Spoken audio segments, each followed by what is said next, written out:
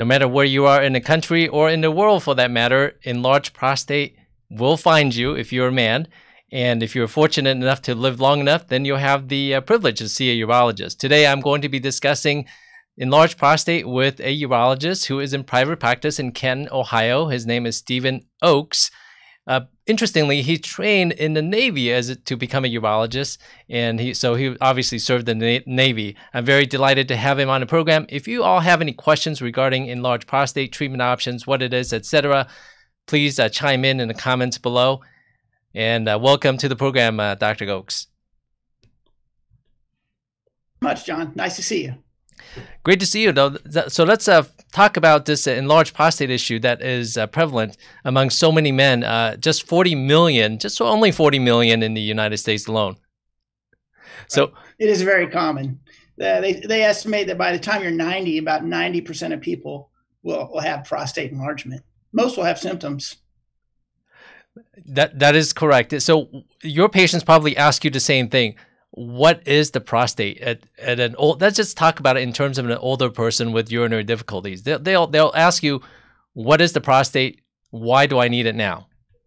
Okay, so the prostate is a gland that sits right underneath the bladder, and in order for you to urinate, the two halves of the prostate have to separate. Think of it almost like a trap door that needs to open. As you age, the prostate enlarges, and it makes it more difficult for those two halves to separate. And so it's kind of like a valve that doesn't want to open completely. The urine will come out more slowly. You don't feel like you're emptying completely. So think of almost like a faucet where the drain doesn't work like it's supposed to. So we know that is commonly referred to as BPH, or benign prostatic hyperplasia. And what are some of the symptoms when the halves don't open up and patients come in to see you? Okay. So most people will complain of having to get up at night. I'd say that's probably the most common symptom that people will complain of. They have to get up and go to the bathroom anywhere from 2 to 5 times a night. Other times people will say that when they have the urge to go, they got to get there right away. Some people will say, I urinate, but I feel like I have to go right back, or I don't feel like I got that sensation that my bladder completely emptied. Other symptoms are you feel like you have to push or force to get the urine to come out. Some people have some symptoms, some people will have all the symptoms. So it can present in different ways. So what if, say, I saw a patient earlier this morning who had worsening trouble urinating. I saw him 5 years ago. I recommended some treatment, but then he said, nah, I'm going to take my chances. Well, he's back, as I told him that he would.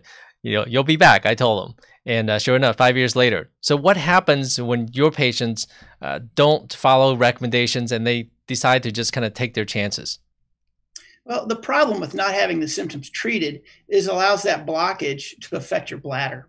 Your bladder is a muscular sac. And when you empty your bladder, the bladder squeezes.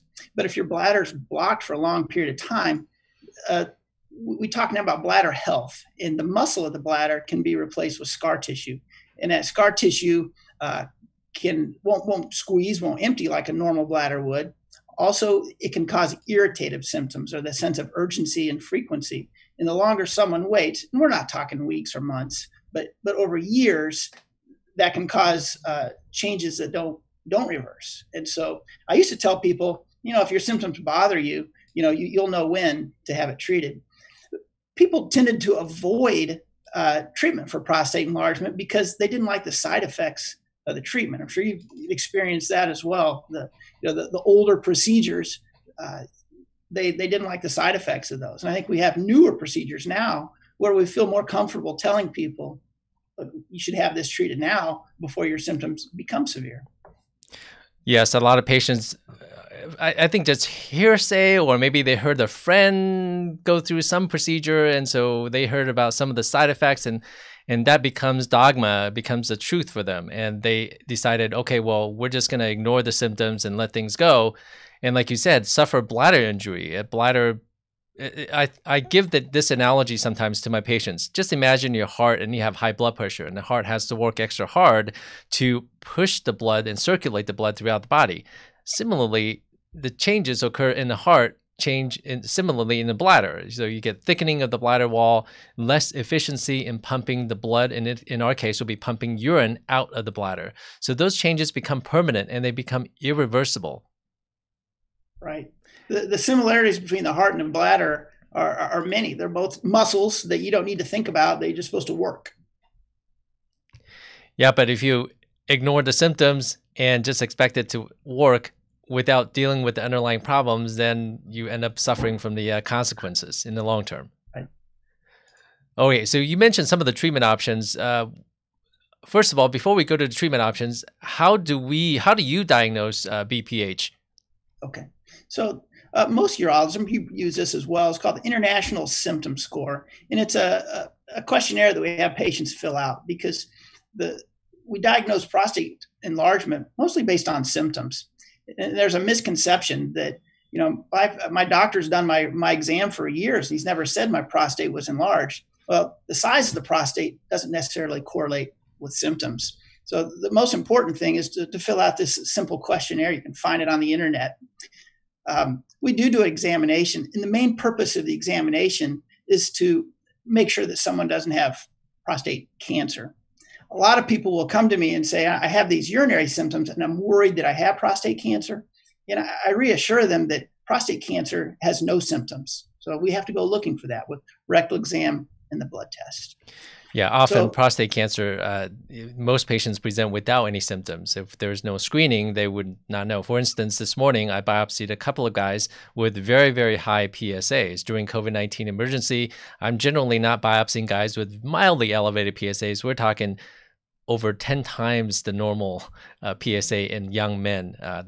Those are the two biopsies that I did. But when it comes to BPH, I mean, just by definition, benign prostatic hyperplasia, meaning not a cancerous growth of prostate. So what we're talking about are symptoms related to non-cancerous enlargement of the prostate. Yeah. So if someone comes in and they have symptoms of benign enlargement, prostate enlargement, we ask them those different questions. And then to evaluate them, there's two tests that I do. One is called a cystoscopy, and that involves taking a small flexible telescope. We look through your urine tube up in your bladder, and that does several things. It tells me about the health of the bladder. There's certain changes that can occur in the bladder if you've had a blockage for a long period of time. It can make sure there's no stones in the bladder. It can also make sure there's no other scar tissue in your urine tube, which could mimic prostate enlargement.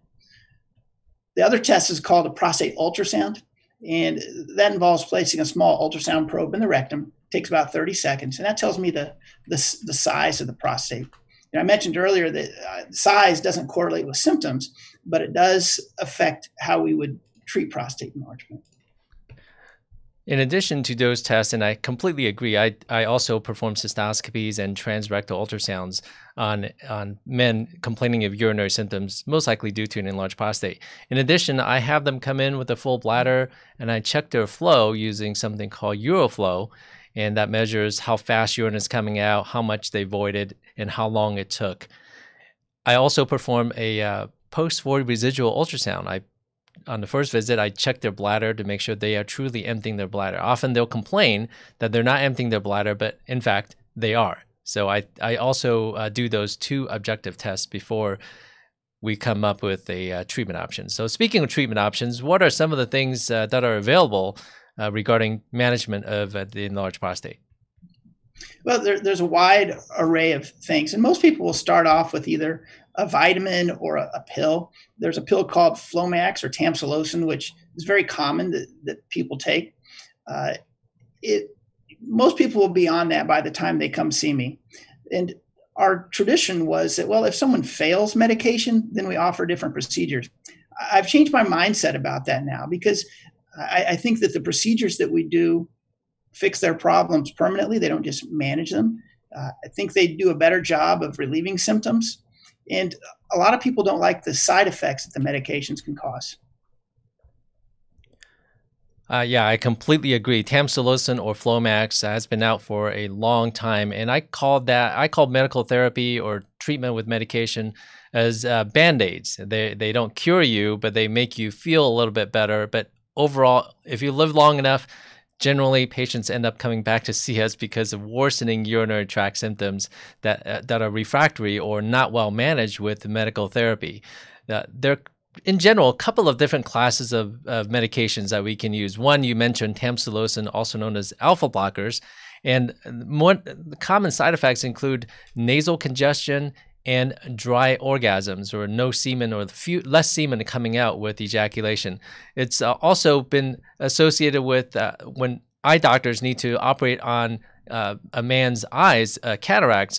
It causes complications. Intraoperative floppy iris syndrome is one of those things that could happen with taking alpha blockers.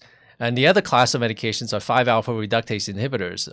Why don't you talk about that a little bit? Okay. So 5-alpha reductase inhibitors, I don't use those as frequently.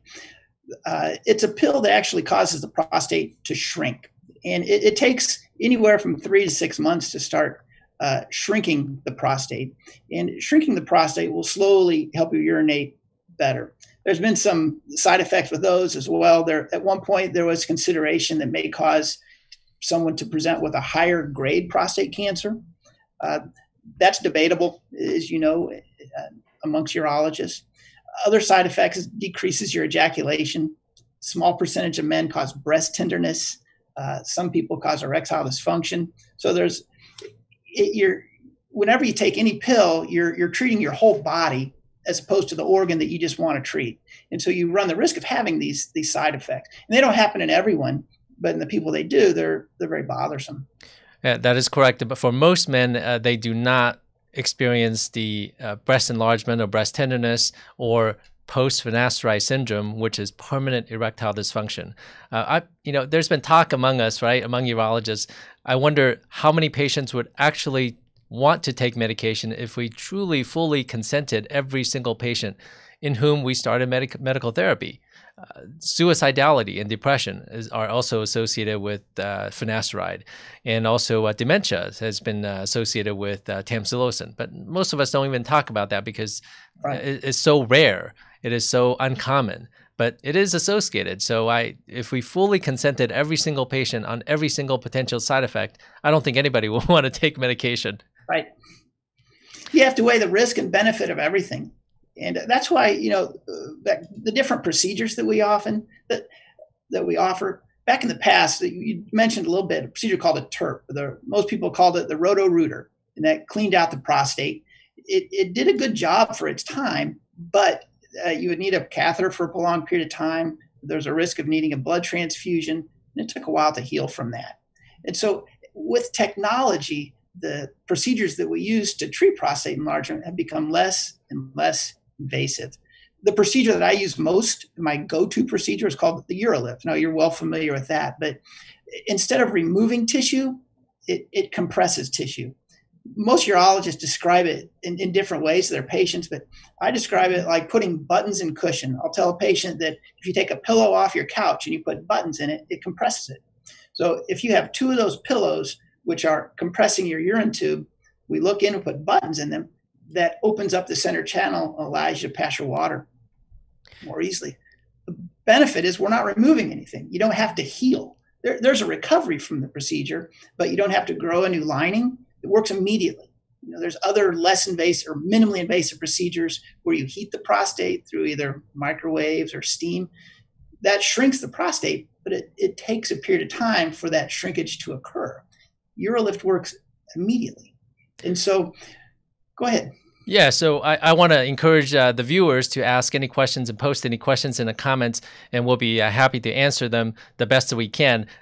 Granted, we are limited by not being able to examine you, so do not take that as 100% medical advice. Obviously, consult with your physician. But if you have any questions, please feel free to leave it in the comments below, and we'll try to answer them during this live stream.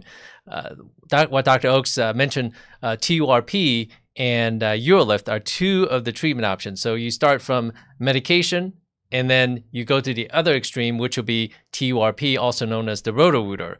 And Roto-Rooter is done in the operating room. You are completely put under general anesthesia, typically, and it does require cutting into the prostate, even though we're not cutting into the skin. Recovery is definitely much longer when it comes to a TURP. What's your experience like? So I haven't done a TURP for probably 20 years. I did something else to replace that called the green light laser. The green light laser creates the same defect, removes tissue like the TURP, but it does it with less bleeding. I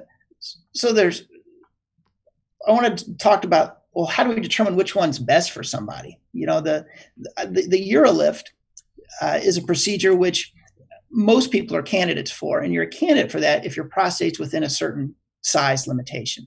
And so that's why we do those tests. We look inside with the telescope and do the ultrasound. And if your prostate's under a certain size, my recommendation is to have the UroLift. Unfortunately, maybe 5 to 10% of patients will come in with what I consider a super large prostate. And that's when I talk to them about the laser procedure. There's a new procedure called aquablation. So there are alternatives to the UroLift if you're not a candidate for it.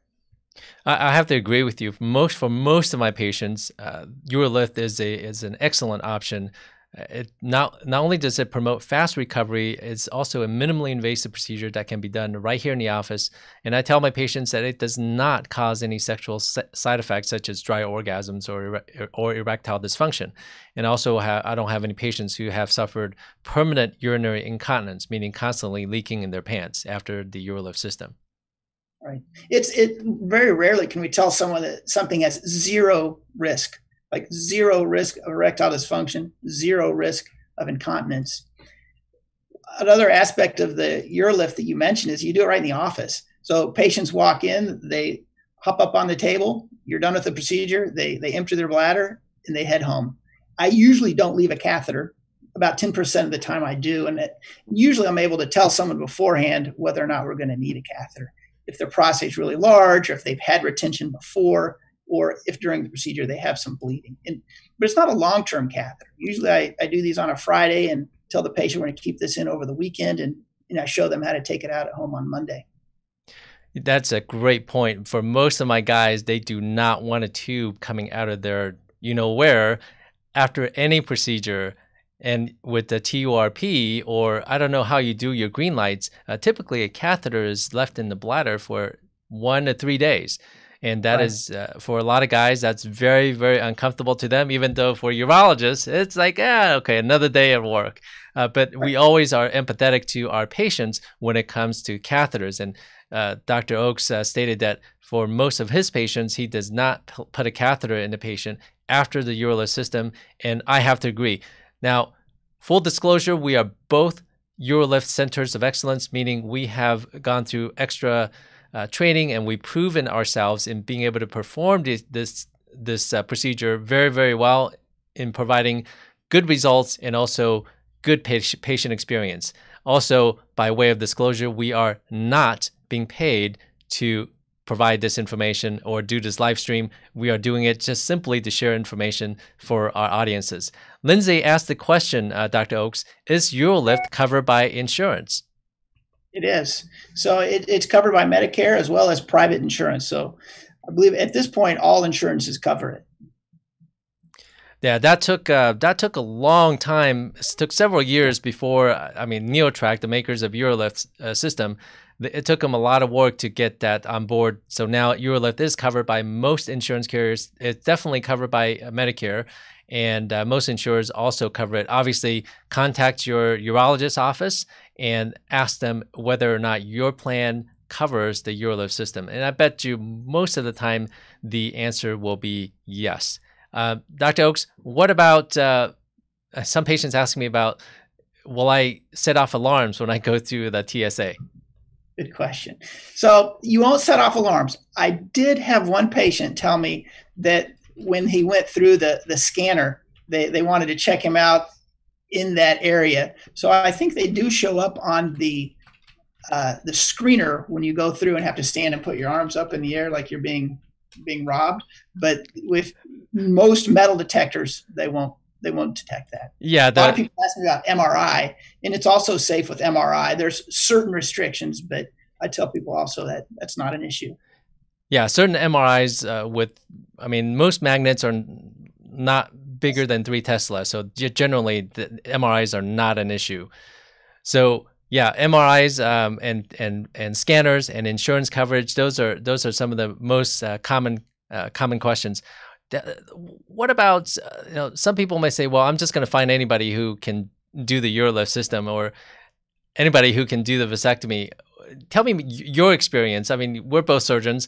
I have done a lot of UroLifts, so have you. I've done a lot of vasectomies, and you probably also. I know I will speak for myself. When I first started doing a certain procedure, I'm definitely not as good as I am now, having had a lot of experience. What about you? I would say the same thing. I'd say after I did 20, I thought I was good. When I did 50, I realized I wasn't good and I did 20. And at 100, I realized I wasn't good and I did 50. I shouldn't say wasn't good, but I'd say there's nuances to this. And I've done over 450 now, and I realized that there's certain tricks that you learn along the way. And I found that most urologists who do this procedure, their goal is to do as many as they can and become very proficient at it. I think most people have a procedure that they'll do in the office, and then they'll have another procedure that they do if somebody's prostate's not a candidate for that. And so I think experience is important. Dr. Gross is asking, can you get any complications from the UroLift system?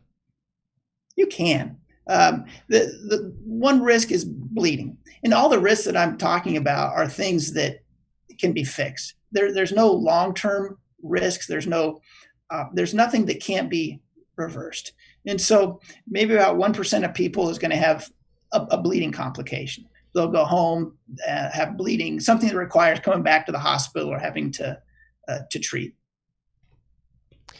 Bleeding is definitely one of the concerns, and also very short term, not complication, but some patients do experience burning with urination, having to go to the bathroom frequently and urgently right after the procedure. It is extremely rare. For me, fewer than 10% of patients need to wear a catheter. So I considered that, catheterization, even though it's typically less than 24 hours, I considered that a complication, if you will. Things I tell people too is people say, well, how long do you expect this to last? And if they read the literature, they'll say, well, they'll have the impression that it stops working at 5 years. And I explain to people that if you followed 100 people for a 5-year period of time, about 17 to 20 would either be back on a medication or need another procedure. And so that means that 80 people are still doing fine at 5 years and continue to do well. And my experience has been that patient selection, the patients that don't do as well, I tell them up front that your prostate's enlarged physically and that you are at risk for potentially needing something else later. And I tell them that you're not burning any bridge. This doesn't prevent you from having a different procedure later or repeating the UroLift. And so there's no downside to having this procedure. Whereas with other procedures where you remove tissue, once you've done it, you've done it. And so if you should develop, say, prostate cancer later in life, if you've had a procedure that removes the tissue or has heated the tissue, there's changes that occur to the prostate, which could make those future procedures potentially have more complications to them. So how do patients typically find you who need something done for his enlarged prostate? So a lot of patients come from other physicians referring, but I'd say most of it's word of mouth. The best referral is, my friend George had this procedure done and he's doing great. I want that done to me too. And so I would say about 50% of my patients have come from a friend. And one of the patients I saw this morning who was having worsening trouble urinating, and when you mentioned the symptom score sheet at the beginning of this discussion, that he answered his symptom score sheet 35 being the max. His score was 33, so he was having horrible urinary symptoms. And part of the reason he came back is because I saw him 5 years ago, and he came back this time around because number one, his symptoms has gotten a lot worse, and number two, just as you said, he had a patient or a friend who had the UroLift system done, and he decided, okay, I now want to look further into getting this done. Yep. So patient-friend referral is one of the big things. You may start seeing some UroLift commercials out there. I know locally we have had patients who saw an ad or radio, heard it on radio and some television in our area.